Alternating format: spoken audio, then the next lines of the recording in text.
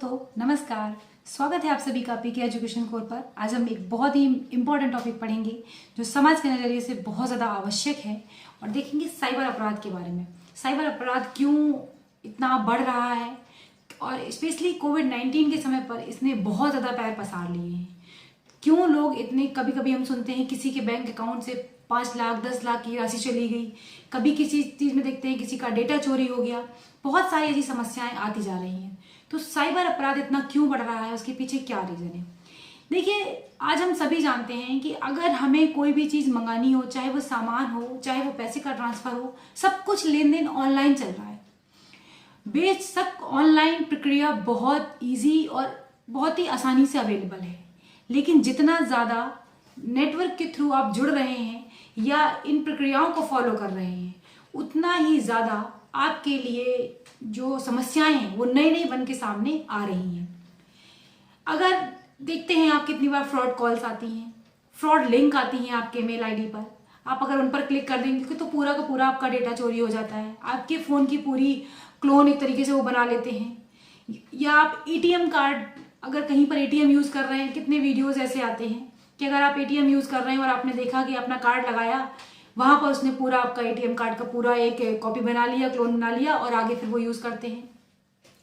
ये जितनी भी समस्याएं हैं, इनके लिए क्या प्रावधान होने चाहिए, किस तरीके से इनसे निपटा जाए, ये एक बहुत बड़ी समस्या बन गए हैं। कोविड के टाइम पर तो स्पेशली इन चीज़ों को देखा जा रहा है और भी ज़्यादा अपराध बढ़ गया है।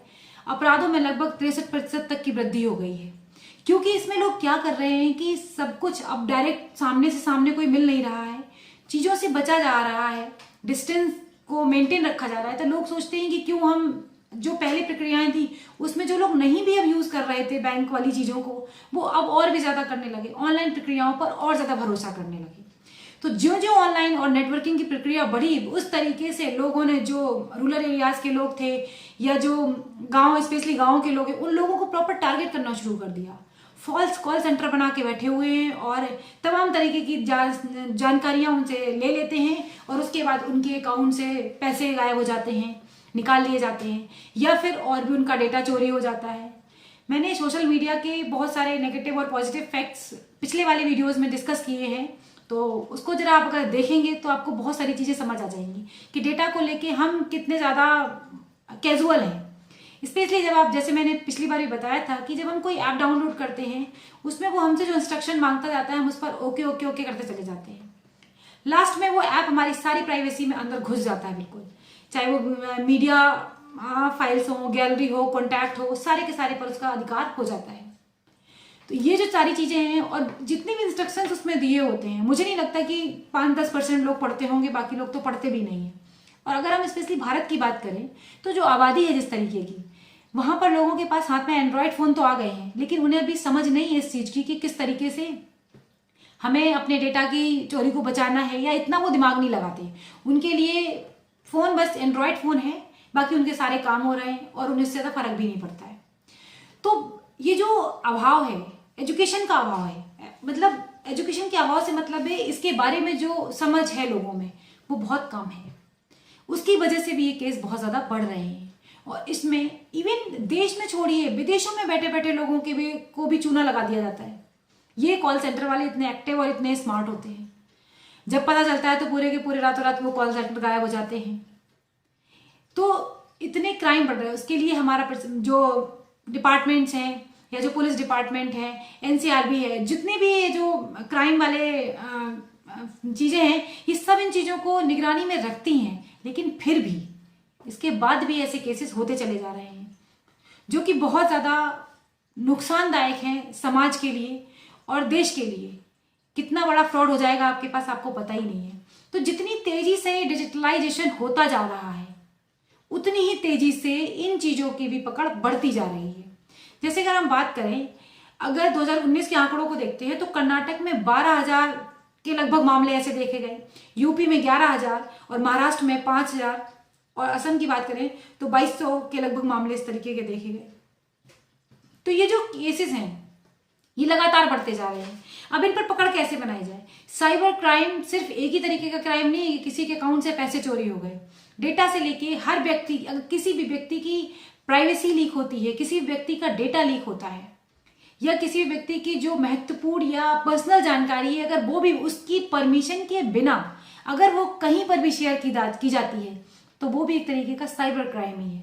साइबर क्राइम का मतलब सिर्फ इतना नहीं है कि कंप्यूटर से डेटा चोरी हो गया या फिर आपके बैंक अकाउंट से पैसे निकल गए या फिर आतंकवादी इसको यूज करते हैं। ये बहुत वास्ट चीजें हैं। साइबर क्राइम का मतलब है किसी भी सॉफ्टवेयर के तरीके से आपको या आप देश को, व्यक्ति को, समाज को हानि पहुंचाना। जैसे जैविक हथियार मैंने बताया था ना, जैविक हथियार क्या है या बायो वेपन्स क्या है, बड़े तादाद में लोगों को हानि पहुंचाना।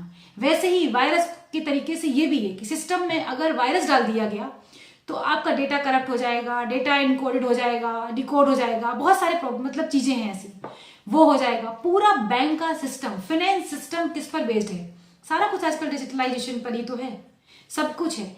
अगर वहां पर इस चीज तरीके की हरकतें हो जाती हैं या डेटा चोरी हो जाता है, क्योंकि कोई भी बैंक कभी ये नहीं चाहेगी कि उसकी विश्वसनीयता या जो कस्टमर के बीच उसकी विश्वसनीयता है उसको कोई भी और साझा करे, बिल्कुल नहीं चाहिए, नहीं तो बैंक की शाख पर फर्क पड़ने लगेगा। तो जितने भी बैंकिंग सिस्टम है वो हमेशा समय समय पर आप देखते हैं लोगों को अवेयर करते रहते हैं कि हम कभी ओटीपी नहीं मांगते हैं, कभी कार्ड का नंबर नहीं पूछते हैं, कभी आप अपनी और किसी भी जो पर्सनल डिटेल है कार्ड रिलेटेड है वो हम कभी नहीं पूछते हैं। समय समय पर वो मैसेजेस भेजती रहती है, इसीलिए ताकि जनता इन चीजों के बारे में अवेयर रहे।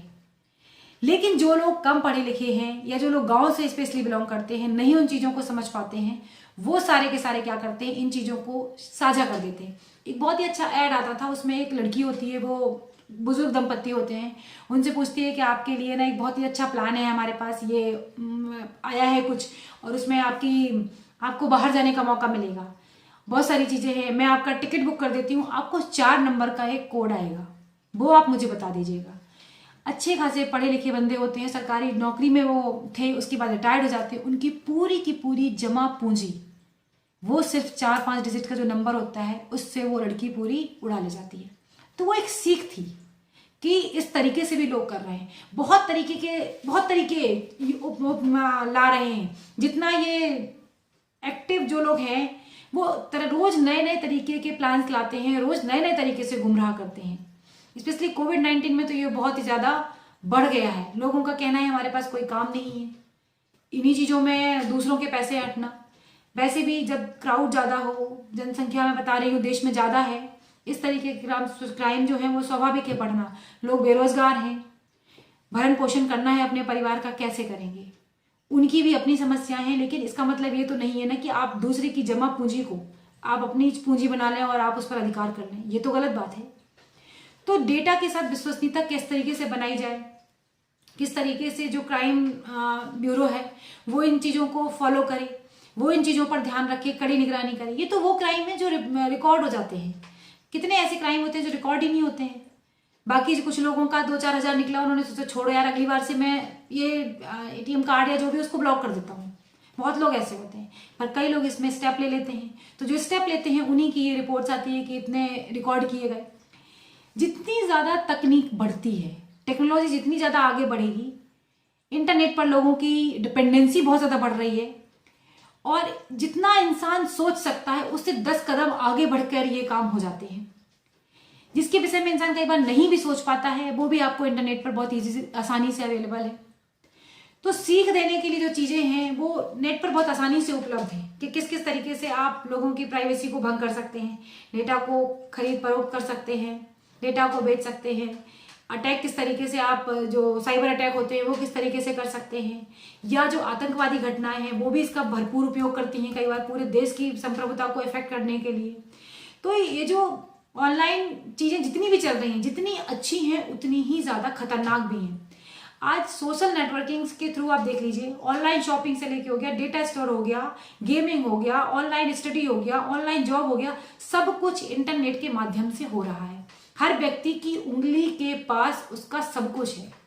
आप फोन उठाइए, उंगली से टिक करिए, आपकी हर चीज, आपके दिमाग में जो भी आया, अच्छा आया या बुरा आया, आप सारी की सारी चीजों को देख सकते हैं। तो जितनी भी चीजें ये करी गई हैं वो इसीलिए करी गई कि लोगों को आसानी हो, लेकिन जो क्राइम करने वाले बैठे हैं वो सोचते हैं कि जो दूसरे ने कमाया है मैं उसको किस तरीके से उपयोग कर लूं, क्योंकि उसके थ्रू वो पैसा कमाना चाहते हैं। वर्तमान में भारत की एक बड़ी आबादी जो है सोशल नेटवर्किंग साइट का उपयोग करती है, जैसा कि हम सभी जानते हैं। और नेटवर्किंग साइट का उपयोग तो करेंगे, लेकिन उससे उनकी जानकारी या जो गाइडलाइंस हैं उनके बारे में पता नहीं होता है। तो जैसे कि मैंने बताया कि जो अभाव है वो सबसे बड़ा अभाव यही है कि लोग जागरूक नहीं है उस चीज के बारे में। अधिकतर सोशल नेटवर्किंग साइट में कि जो सर्वर हैं वो विदेश में होते हैं।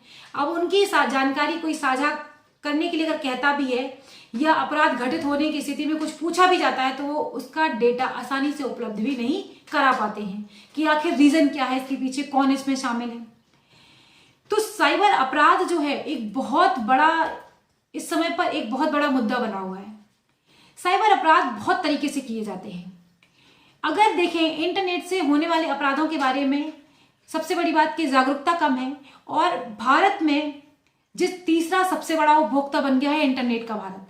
लेकिन अगर अपराध के मामले में देखा जाए तो दिन प्रतिदिन घटनाएं लगातार बढ़ती जा रही हैं, इनमें कमी नहीं आ रही, लगातार बढ़ती जा रही हैं। साइबर अपराध के मामलों में साइबर अपराधी किसी उपकरण का प्रयोग कर लेते हैं, कोई डिवाइस ले लेते हैं और बहुत सारी जानकारी को साझा, जिसकी मर्जी नहीं है उसकी जानकारी के बिना उसकी पर्सनल इंफॉर्मेशन को शेयर कर देते हैं। ये बहुत सारी सूचनाओं को खरीद फरोख्त करना, मतलब खरीदना ऑनलाइन और बेचना, ये भी एक बहुत बड़ा क्राइम है। ये भी साइबर अपराध की श्रेणी में आता है। एग्जाम में स्पेशली यूपीपीसीएस और यूपीएससी में इन पर निबंध भी आते हैं कि साइबर अपराध क्या है और इससे बचने के क्या उपाय हैं और भारत सरकार ने किस तरफ इस दिशा में कदम उठाए हैं। तो ये एक तरीके का क्वेश्चन है, अगर आप चाहें तो इसे लिख सकते हैं। तो साइबर अपराध जो है वो केवल कुछ जगहों पर नहीं है, इसमें बहुत ज्यादा पूरा एक बहुत बड़ा एरिया कवर कर रखा है। इसमें कोई सोचने वाली बात नहीं है कि एक आपराधिक गतिविधि है जिसमें कंप्यूटर का उपयोग किया जाता है। कंप्यूटर और इंटरनेट दो चीजों के माध्यम से इसको पूरा का पूरा फैलाया जा सकता है। साइबर अपराध में जैसे इलेक्ट्रॉनिक अपराध के रूप में भी हम जानते हैं, इसको एक इलेक्ट्रॉनिक अपराध भी कहा जाता है, जिसमें किसी भी अपराध के लिए कंप्यूटर हो गया, नेटवर्क हो गया, ऑनलाइन बहुत सारी चीजें हो गई, डिवाइस के थ्रू एक डिवाइस को किसी दूसरी डिवाइस से जोड़ देना और डेटा को चोरी कर लेना या उसकी क्लोनिंग या कॉपी कर लेना, कुछ भी कर लेना, इस तरीके के अंजाम इसमें दिए जाते हैं। और हमेशा इनका लक्ष्य यही होता है कि सामने वाला जो है, चाहे वो परिवार हो, चाहे वो समाज हो, चाहे वो व्यक्ति हो और चाहे वो देश हो, उसको हानि पहुंचाना।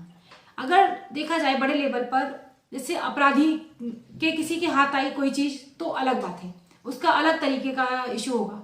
लेकिन अगर किसी देश की संप्रभुता पर साइबर अटैक किया जा रहा है तो उस देश की कोई, सपोज करिए कोई गवर्नमेंट की बहुत इंपॉर्टेंट साइट है और उस पर बहुत ही महत्वपूर्ण बातें साझा होती हैं। फॉर एग्जाम्पल आप एयरफोर्स मान लीजिए या जो सिक्योरिटी वाली चीजें हैं, उन पर अगर कोई साइबर क्राइम या साइबर अपराध अगर होता है तो डेटा लीक होने के बहुत ज्यादा चांस होते हैं। और अगर डेटा लीक हो जाएगा तो आपको पता है कि सारी प्लानिंग जो देश की संप्रभुता को संभालने के लिए है या देश की रक्षा के लिए है, सुरक्षा के लिए है, अगर वो किसी दुश्मन देश के हाथ में लग जाती है तो क्या होगा। जाहिर सी बात है उसका बहुत गलत इम्पैक्ट हमारे देश पर पड़ेगा या किसी भी अन्य देश पर भी पड़ सकता है जिसके साथ भी ऐसी घटना घटित होने की बात करी गई होगी। कई बार बहुत तरीके की प्लानिंग, सब कुछ ऑनलाइन, पुलवामा वाली घटना के बारे में भी हमने देखा, समझ में बहुत सारी चीजें आई, समझ में बहुत सारी चीजें नहीं आई, इन्वेस्टिगेशन हुआ, नहीं पता चला कि इतना ज्यादा आरडीएक्स वहां कैसे आया था। कहीं ना कहीं अपराध में ये चीजें शामिल करी गई होंगी, कहीं ना कहीं से ऑनलाइन और नेटवर्क और इन सब चीजों का सहारा लिया गया होगा, तभी तो इतने बड़े क्राइम को या इतना बड़ा अपराध हो गया और इतने सारे हमारे देश के जवानों की जान चली गई थी। ऐसी चीजें भी होती रहती है जो देश की संप्रभुता पर बहुत बड़ा खतरा बन जाती हैं। ऐसे अपराध में अगर बात करी जाए तो कई बार जबरदस्ती वसूली करना, जो आपकी पहचान है, आपकी आइडेंटिटी है, उसकी चोरी कर लेना। कोई व्यक्ति आपकी अगर आइडेंटिटी की चोरी कर लेता है, आपके सारे डॉक्यूमेंट्स किसी ने ले लिए और सब कुछ वो उसने इलेक्ट्रॉनिक या सारी चीजों में कन्वर्ट करा के अपना बना लिया, तो वो भी एक तरीके का साइबर अपराध है। क्रेडिट कार्ड की चोरी करना या किसी को क्रेडिट कार्ड मिला हुआ होना और उसके बिहाफ पर उससे पेमेंट करा लेना, ये सारी चीजें, क्रेडिट कार्ड हो गया, डेबिट कार्ड हो गया, जितनी भी ये सारी चीजें, इनको यूज कर लेना किसी व्यक्ति के, ये सारी चीजें क्या है, डेटा को हैक कर लेना, आपके कंप्यूटर को हैक कर लेना, मोबाइल को हैक कर लेना। आप बहुत बार देखते हैं, अक्सर वीडियोज ऐसे आते हैं कि ये लिंक दी जाए तो आप इस पर क्लिक मत कीजिएगा, क्योंकि किसी ना किसी के साथ वो घटनाएं घट चुकी होती हैं। तो लोग उसको अवेयर करने के तौर पर जो साइट्स हैं वो जारी कर देती हैं कि अननोन लिंक कोई भी आए। मैं भी आपसे ये रिक्वेस्ट करूंगी, अगर आपके पास कोई लिंक आती है स्पेशली मोबाइल पर या लैपटॉप पर, आप नहीं उसको जानते हैं तो प्लीज आप उसे लिंक को ओपन ही मत करिए, क्या जरूरत है आपको उस लिंक को ओपन करने की, फटाफट डिलीट कर दीजिए। अगर आपको पता है कि ये चीज काम की है तो अलग बात है। तो इस तरीके से आपको अवेयरनेस होना बहुत ज्यादा आवश्यकता है। साइबर स्टॉकिंग भी होती है, वायरस का प्रसार भी होता है। मैंने बताया नहीं, कंप्यूटर में वायरस डाल दिए या किसी साइट पर वायरस चला दिया तो बहुत सारा डेटा पूरा करप्ट हो जाएगा, आपकी सारी इंफॉर्मेशन डिस्ट्रॉय हो जाएगी।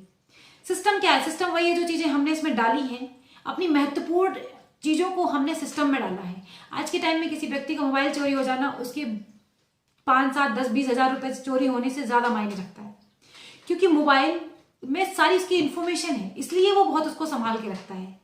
क्योंकि बहुत सारी चीजें मोबाइल में स्पेशली उस व्यक्ति की निजी और जानकारी होती है, इसीलिए व्यक्ति उसको संभाल के रखता है। तो इन चीजों का उपयोग जब किया जाने लगता है तो ये एक तरीके का साइबर क्राइम में ही इनको आ जाता है। बहुत तरीके के साइबर क्राइम होते हैं, इनकी श्रेणियां भी बहुत तरीके की हैं। जब कंप्यूटर पर भी हमला करा जाता है तो इसे हैकिंग या वायरस के तरीके से हम समझते हैं।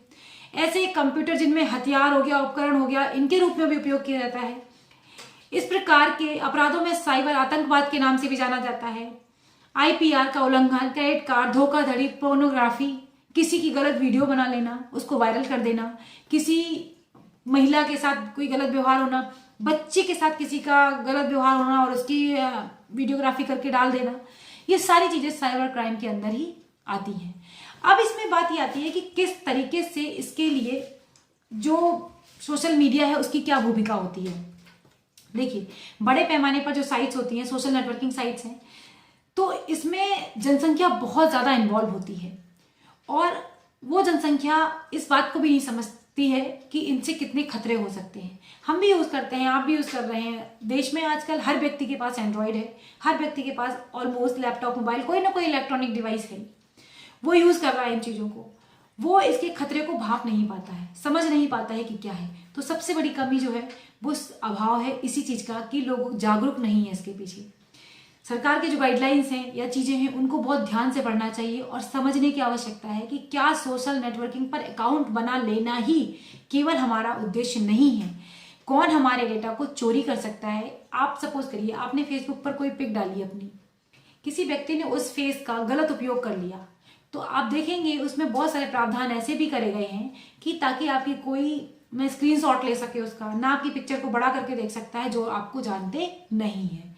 तो इन चीजों की जानकारी हर आम व्यक्ति को होनी चाहिए जब आप सोशल साइट को यूज कर रहे हैं। तो आसानी से सोशल साइट यूज करने वाले लोगों के अकाउंट भी हैक किए जा सकते हैं, क्योंकि कई इन्फॉर्मेशन तो हम अपने फेसबुक हो गया, व्हाट्सएप हो गया, इन जगहों पर साझा रहती ही हैं।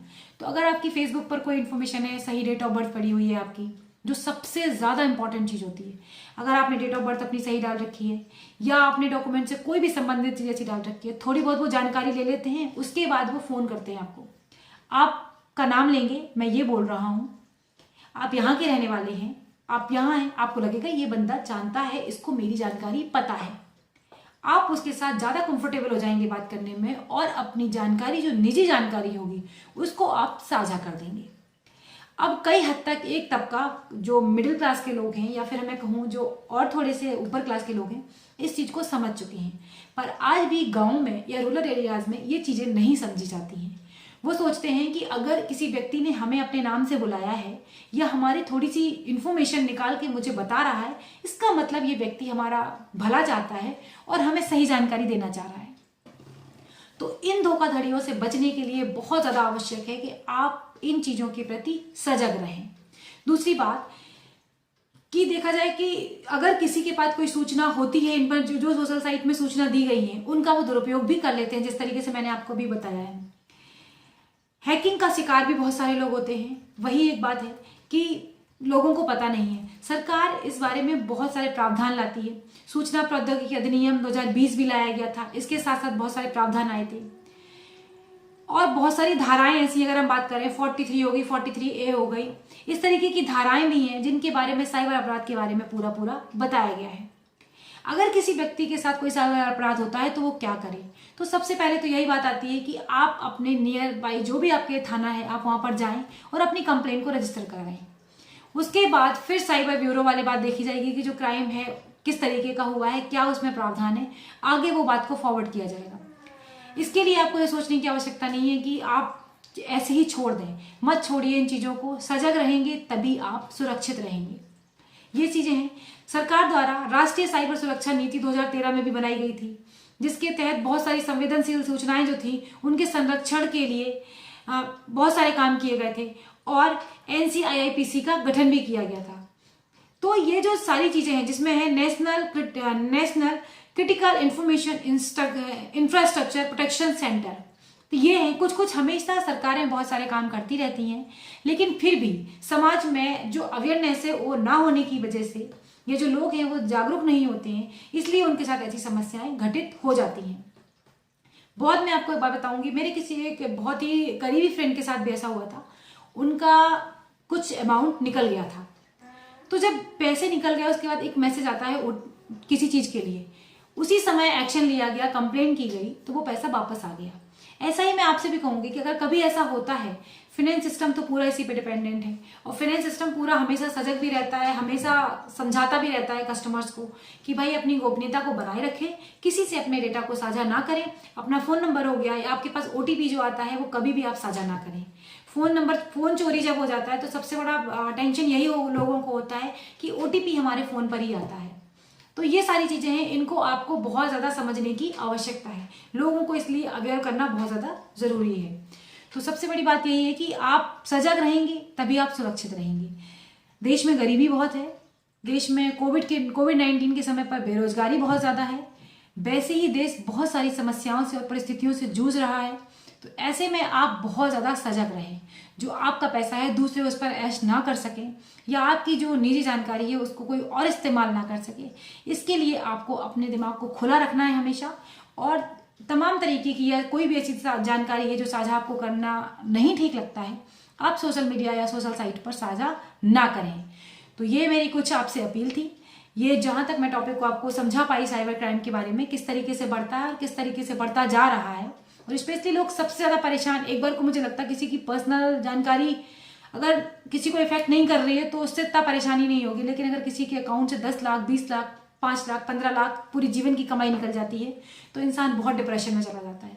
तो आप स्पेशली बुजुर्ग लोग हैं या जो कम पढ़े लिखे लोग हैं, अगर आपको कई लोग हैं जो नेट बैंकिंग को यूज नहीं करते, अच्छी बात है, आप मत करिए। अगर आपको उसमें सिक्योरिटी नहीं लगती है आप कतई यूज मत करें, क्योंकि हो सकता है आपकी एक गलती आपके अकाउंट को खाली करा दे। आप मत करिए यूज। तो जो आपको ठीक लगता है आप अपने अकाउंट के बिहाफ पर देखें, आपको क्या ठीक लगता है आप उसी हिसाब से काम करें। अगर आप उसमें सक्षम नहीं हैं, आप जानकारी का अभाव रखते हैं, तो प्लीज ऑनलाइन चीजों से बचें। ऑनलाइन चीजों में बहुत ज्यादा धोखाधड़ी होने के चांसेस रहते हैं। तो ये मेरा पूरा वीडियो था जो मैंने आपके साथ डिस्कस किया। अगर आपको वीडियो अच्छा लगा है तो प्लीज लाइक करें, शेयर करें, और अगर अभी तक आपने हमारे चैनल को सब्सक्राइब नहीं किया है तो प्लीज सब्सक्राइब करें। अगले वीडियो में फिर मिलेंगे, तब तक के लिए बाय बाय दोस्तों, नमस्कार।